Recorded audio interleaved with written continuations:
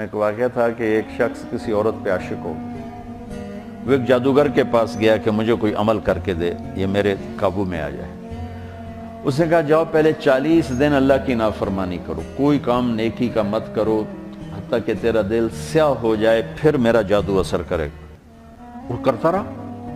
40 دن کے بعد اس نے آ کر کہا کہ میں نے کر دیا۔ اس نے عمل کیا، اثر نہیں ہوا۔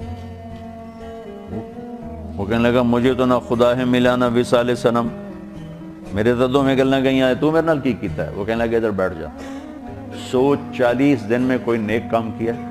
کہنے لگا کوئی نہیں کیا۔ کہ میں نہیں مانتا، یہ ہو ہی نہیں سکتا، تو یہاں بیٹھ سوچ کوئی 40 دن میں نیک کام کیا؟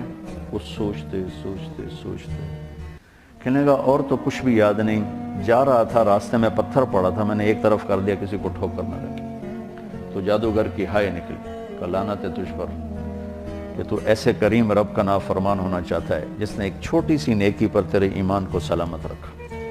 کہ میرا جادو چلتا ہی اس وقت ہے جب ایمان رخصت ہو جائے، تو توبہ کر اور میں کلمہ پڑھتا ہوں۔